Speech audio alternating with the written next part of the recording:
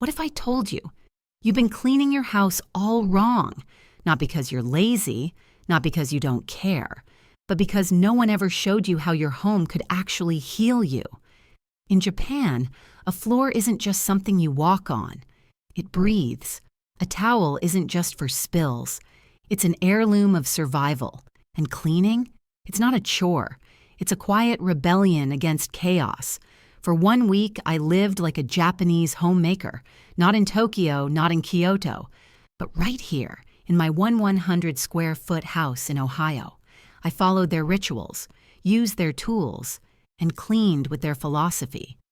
What happened next? Completely changed the way I live inside my own space. So if your home ever feels heavy or your routines feel stale, let me show you the 8 lessons I learned from a culture that doesn't just clean, it engineers peace. I didn't start this journey because I love cleaning. Truth is, I've always seen it as a necessary evil, something you do because the mess got bad enough to bother you. But one afternoon, after watching a short documentary about Japanese homemakers, something clicked. They weren't cleaning in the way I understood it. They were tending, like a gardener, not a janitor. And every motion had intention. So I gave myself a challenge. 1 week, no shortcuts. Live like a Japanese homemaker, from the inside out. Day 1, I didn't buy any fancy gadgets. I didn't Marie Kondo my house in a frenzy. Instead, I started with observation. Where do crumbs gather? Where does moisture hide? What corners of my home have been screaming for attention, but I've tuned them out? That first evening, I stood at my front door, holding my shoes in one hand and my skepticism in the other. I stepped barefoot onto a mat I'd just vacuumed, and for the first time in years, I realized I could feel my home.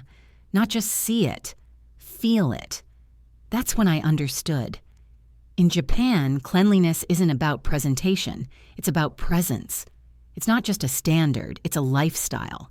And it all begins at the door, where dust, noise, and stress are politely told, you stop here. Let's talk about the genken. In American homes, the front door is just a door. You open it, walk in, and track everything behind you. Mud, pollen, bacteria, stress from the outside world. No wonder our homes often feel like battlefields for clutter. But in Japan, there's a sacred threshold. It's called the genken, and crossing it feels like entering another dimension. My first attempt at creating a genken felt silly. I cleared a small space near the entrance, laid a low mat, placed a pair of clean indoor slippers to one side, and designated a tray for shoes. But something changed. The moment I paused, to take off my shoes, I noticed how rushed I usually am when I walk in. That tiny act slowed me down. It forced me to acknowledge the transition. I was leaving the outside world behind.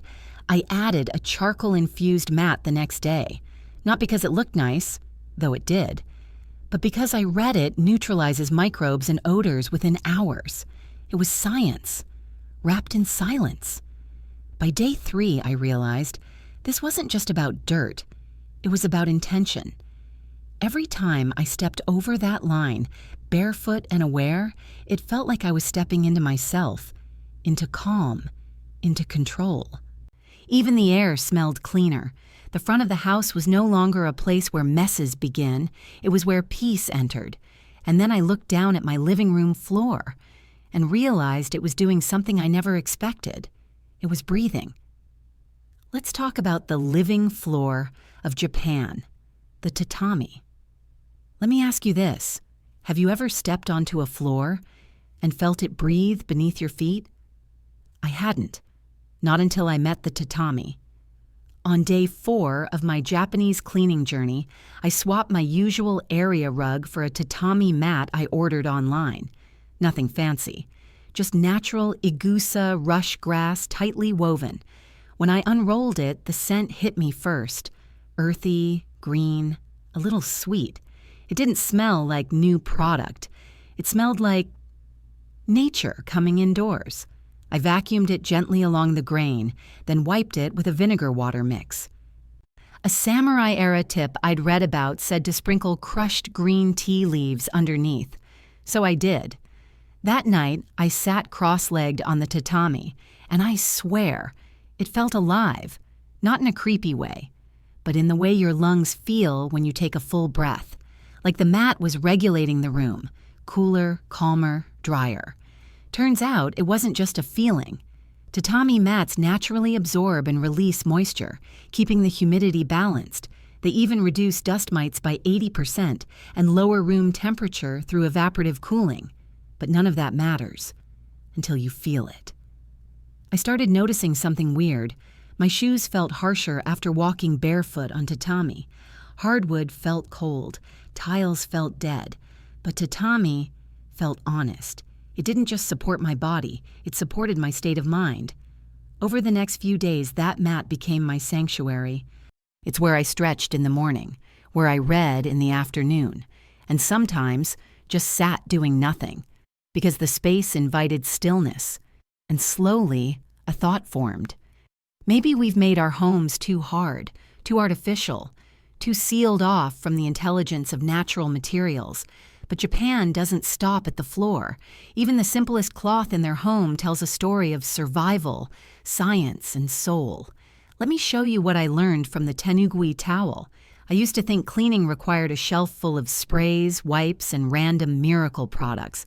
Different bottles for windows, counters, stainless steel, bathroom tile. More was better. But Japan taught me something radical. One tool, used with care, can outperform 10 used without thought. Let's start with the tenugui, a simple rectangle of cotton that looks like a hand towel. Except it's not just that. On day 5, I dried my hands with it, wiped a counter, and wrapped my lunch, all in an hour. It dried instantly, no musty smell. And even after several uses, it felt fresh. I later learned this fabric isn't just absorbent.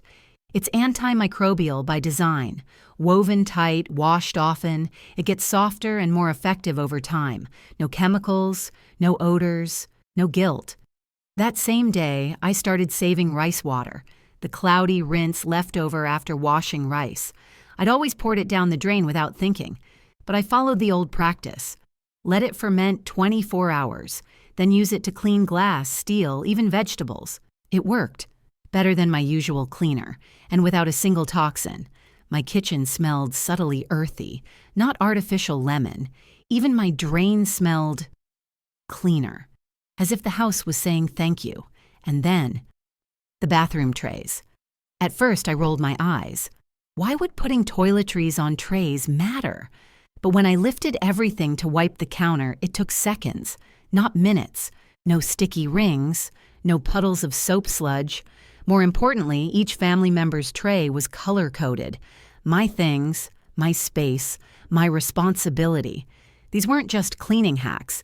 They were architectures of mindfulness. Each tool whispered the same message. Design your space with intention, and your habits will follow. And nowhere did I feel this shift more powerfully than the moment I folded my clothes the Japanese way, and realized I was folding more than fabric. I was folding back the chaos in my own mind. Let's talk about the fold that changed my brain. I never thought folding laundry could make me cry, but on day 6, it did. Not from frustration, but from a strange, quiet release that caught me completely off guard. It started when I tried the Japanese method of folding, known as the KonMari or KonMari fold. You don't stack clothes flat. You fold them into upright rectangles, each one standing on its own like a little house with walls of fabric. At first, it felt like overkill. Why spend extra time shaping t-shirts like origami? I mean, who has time for that? But something shifted. As I folded each shirt, slowly, intentionally, I realized how rushed I usually am. Even in my most basic routines, I don't fold, I shove, I don't place, I toss. My drawers weren't just messy. They mirrored my mental state. But now every crease had a purpose. Every fold was a pause. My breathing slowed. My thoughts quieted. I opened my drawer the next morning and everything stood there. neatly, calmly, waiting. No digging, no chaos, just clarity. And that's when it hit me. This isn't about perfection.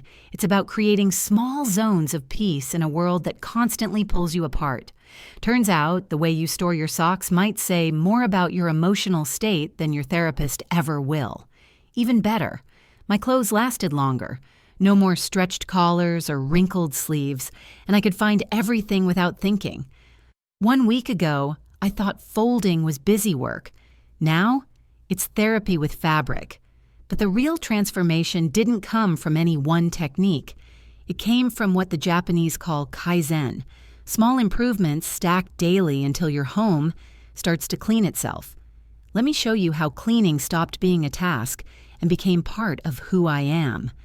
There was no moment of thunder, no grand epiphany, just a quiet Tuesday morning when I realized I hadn't cleaned in 2 days. And yet my house was still spotless. How? Kaizen, a Japanese philosophy that means continuous improvement. But in practice, it means micro movements, tiny acts that stack, no big efforts, just better than yesterday. On day 7, I finally saw the pattern.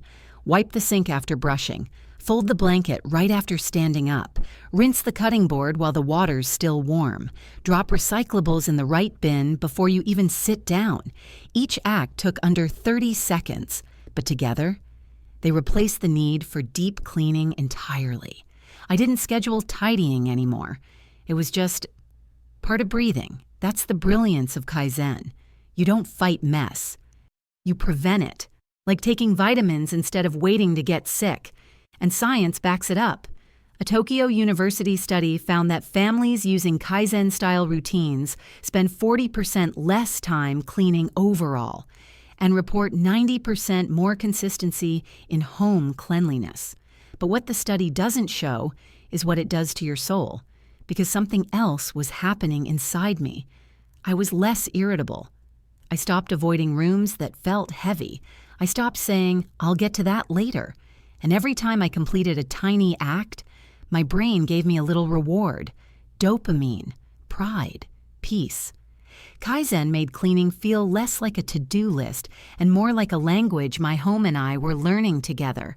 No yelling, no rushing, just presence, practiced daily, and just when I thought I understood what living clean meant. I came face to face with Japan's most shocking habit: sorting trash into 45 different categories. Let's talk about how garbage became my greatest teacher. Let me be honest, this was the part that almost broke me. On day 8, I opened the Japanese waste sorting guide I printed off the internet. 45 categories: paper divided by type, plastics separated by clarity, shape, caps, lids. Even metal tabs had their own bin. I laughed. Then I sighed. Then I stared at my single trash can, overflowing, unapologetic, and realized I didn't know where anything actually belonged. For the first time, I wasn't just throwing things away. I was forced to look at what I was throwing out. That's when it hit me. Trash isn't just waste, it's a mirror. I'd always said I care about the environment, but this system made me prove it. With every rinse, every separation, every label. At first, it felt like a burden, but by day 3, it became a discipline, a ritual of reflection. Do I really need this packaging? Why did I buy that if I knew I'd toss half of it? I started buying less, choosing better, cleaning recyclables more carefully than I've ever cleaned my fridge. And strangely, I felt lighter. My kitchen smelled cleaner. My bins filled slower. Even my shopping habits shifted. It wasn't about guilt, it was about awareness. Japan doesn't treat trash as trash. It treats it as data, a record of our values, our patterns, our blind spots. And once I saw it that way, I could never unsee it. But the most surprising change wasn't in my home or my trash or my schedule.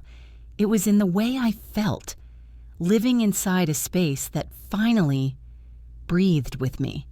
Let's talk about what I truly gained after 1 week of living clean, the Japanese way. By the end of my week living the Japanese way, I wasn't thinking about clutter anymore. I was thinking about clarity. My home didn't just look clean, it felt clean, like it had exhaled something heavy that had been sitting in the corners for years. The air was lighter, the light felt warmer, even silence more sounded different. And inside me, something shifted too. I started sleeping better. I stopped losing my keys. I stopped resenting little tasks, because the chaos wasn't just in my home, it was in my head, and by cleaning one, I started healing the other. What surprised me most wasn't how easy it became, but how natural it felt. Not because I'm organized, not because I became someone new, but because these habits, done with care, made me return to myself. Japan doesn't clean for cleanliness' sake. It cleans as an act of respect, for space, for health, for the invisible connection between outer order and inner calm. And now I understand. You don't need a bigger house. You don't need a dozen cleaning products. You just need a shift. 5 minutes a day, one cloth, one intention, and the willingness to listen to what your home is asking you to become. If your home feels heavy, start small. Try rice water. Fold one drawer, create a genken at your front door. And if this video resonated with you, leave a comment below. Tell me your favorite ritual or what you'd love to try first. Because sometimes the smallest changes create the deepest peace.